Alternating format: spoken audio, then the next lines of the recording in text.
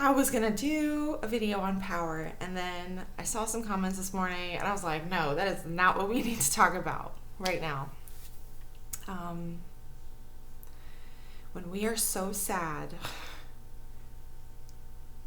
that we can barely function, we don't want to function. So I would say for the most part, I've never really been actively like wanting to end my life, but I definitely, especially with my most recent ex, I didn't want to live anymore. I didn't want to exist.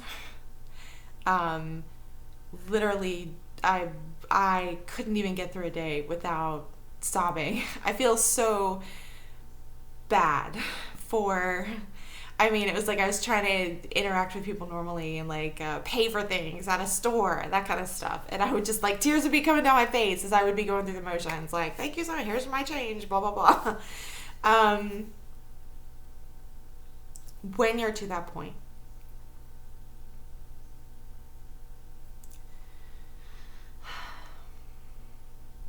they're not, at least not that I'm aware. There's not a magic bullet that makes it better. There are things that you can do to kind of get through it and move forward one step in front of the other. You know, your world can get very small, you know, and you know, that's not necessarily a bad thing. Getting up, taking a shower. I got real into stand-up comedy at that point.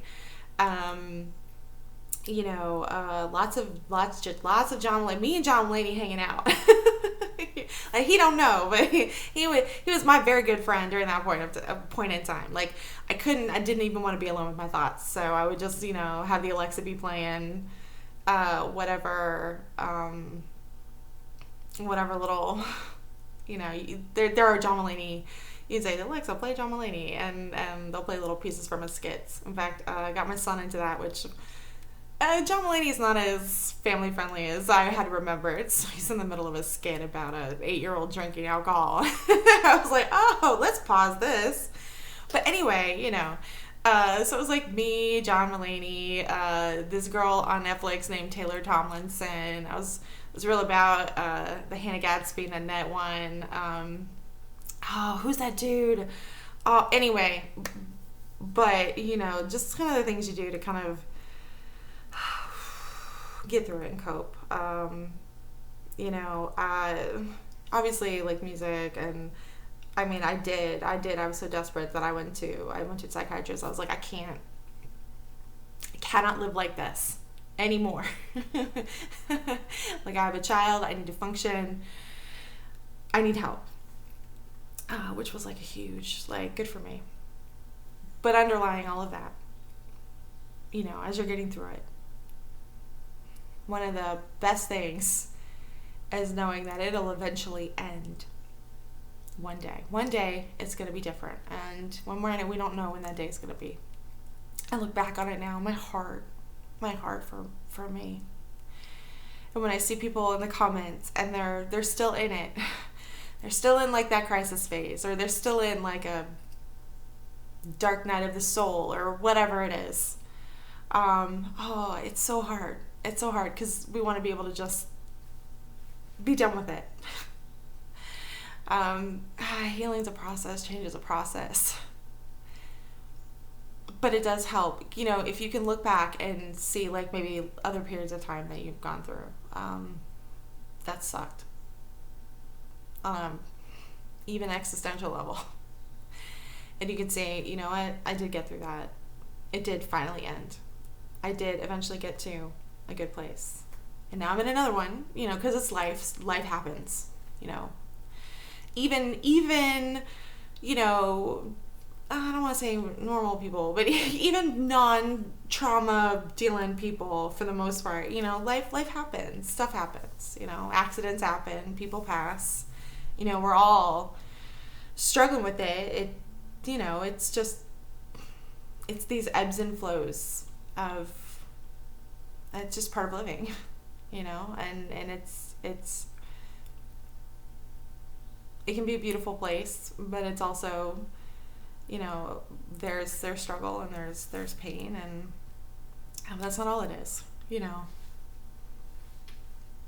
Dawn is coming. Okay. There is a light at the end of the tunnel. We are not in this alone, even when it feels like it. No matter how you feel, someone else has felt this way before.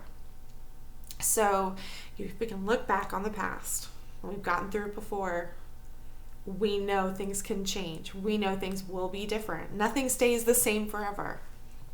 So when you're in it, if that's the only thing that you can hold on to, then you hold on to that, and you take the little steps you can every day, The other thing I would do is, if you're in that stage, you gotta not compare yourself to anybody else, right? We are all on our own paths. We are all having our own journeys. It's one thing to see someone else and let that inspire you and move you to a place of hope. But if you are looking at somebody else and you're feeling, let's say, despair or envy or hopelessness, I don't care who they are. Cut it out until you can deal with it. You know what I mean? Like, if you are in like an active emotional crisis state, you don't even gotta worry about it. I think at one point I had a friend, and I was struggling, and I said, "I'm so sorry. I haven't read your email. I can't bring myself to read your email right now. It doesn't mean I don't love you, but I just can't right now. Please, I'm sorry." And she's like, "I completely understand." She's like, "It's been so long, I don't even remember what I said in that email, and know that I love you." I was like, "Okay, thank you." Like, I can't, we gotta do what we can, and the people that love and care about us are still gonna be there, and it's okay. We're so hard on ourselves.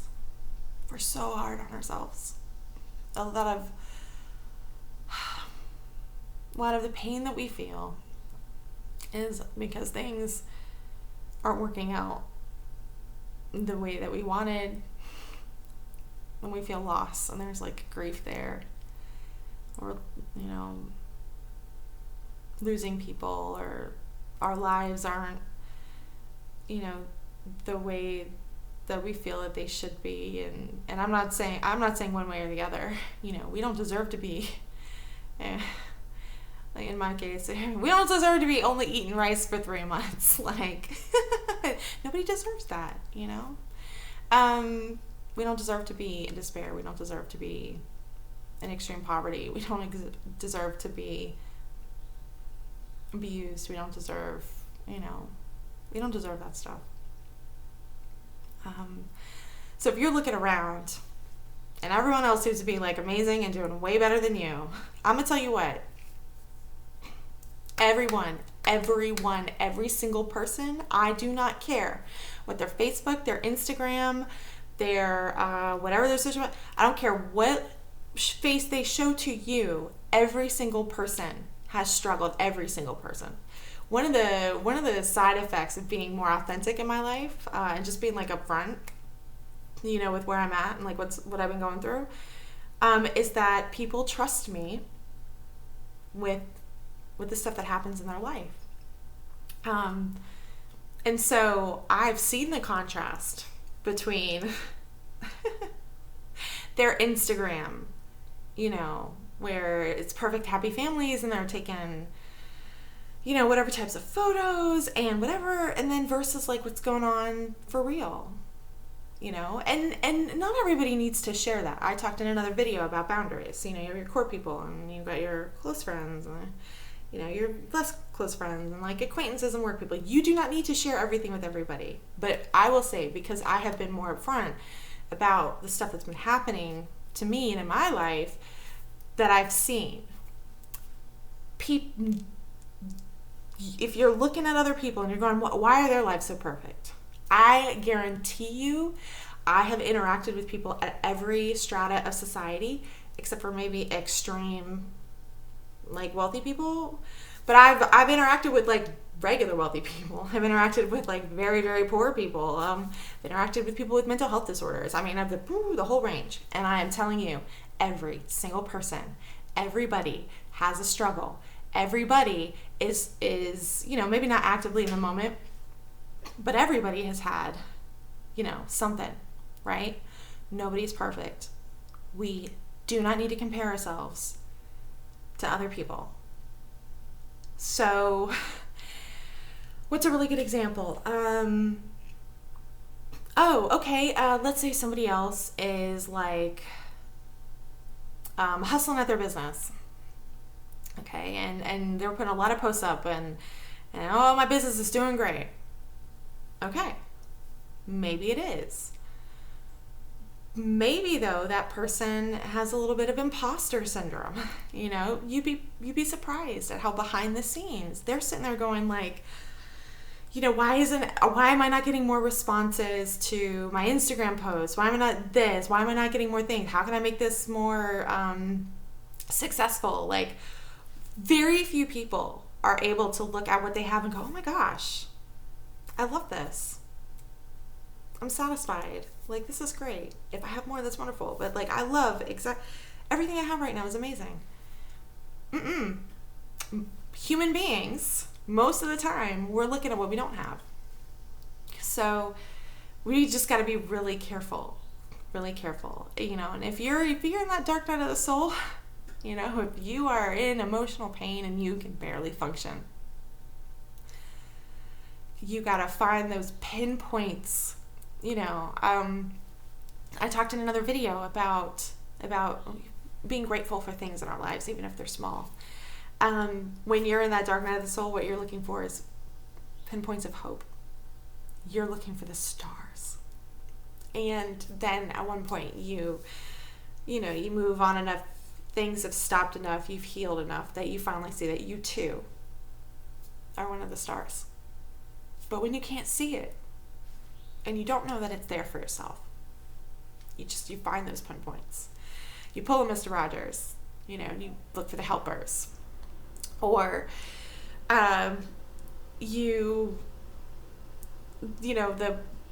the little bits of compassion or the signs of luck in your life, like, oh man, I found this great parking spot. If you don't find that great parking spot, you're like, well, at least I'm gonna walk off some more calories. Whatever. We are looking for the hope. We're looking for the fact that we made it through another day. We're looking for the fact that, especially if we have children, that they depend on us, and we have important and special and precious obligations to them, even as we're struggling.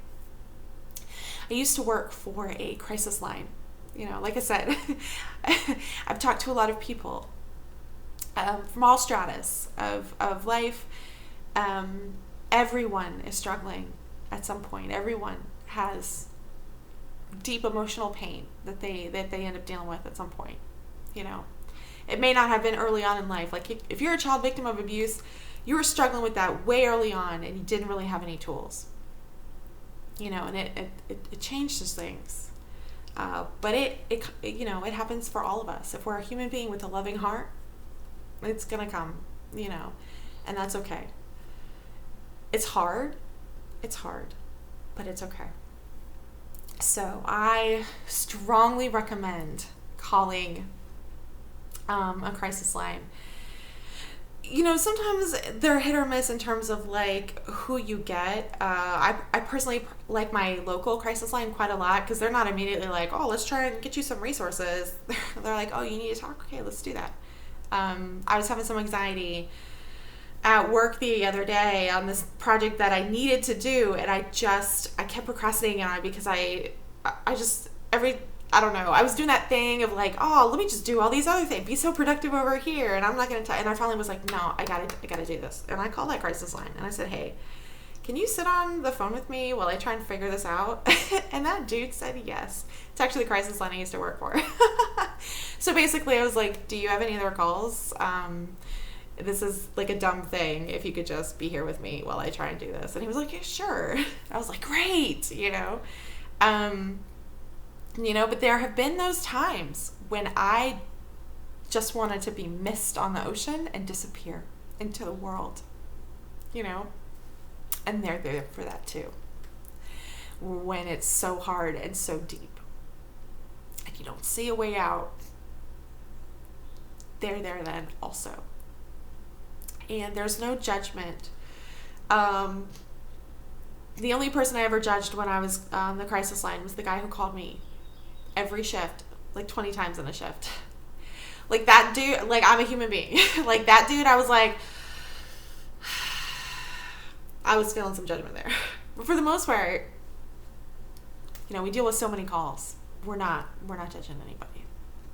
So reach out. You are not alone. Stop looking at other people's lives, please. And thinking about how much you don't have. Because their lives aren't perfect. And one day, you know, when we're early on in our healing process, there might be some like, yeah, their lives aren't perfect too, energy about that. But then one day we get to, yeah, their lives aren't perfect too, and mine doesn't have to be either. Like, we can get to that point. It is possible. It is in the future. We are moving toward that in our healing. So anyway, I hope this helps. And I'm sorry.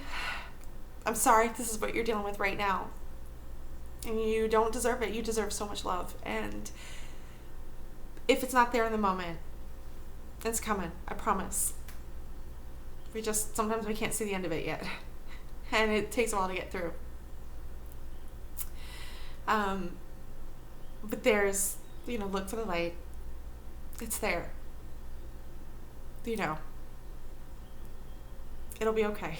Someday it'll be okay, even if it's not right now or next week or next month or whatever. So, you know, I guess, I'm glad I post poetry to the subreddit sometimes. You know, find that. Find the music, find the whatever. Find that ray of light. Just head on towards morning. Anyway, I hope you have a good day. And I'll talk to you next time.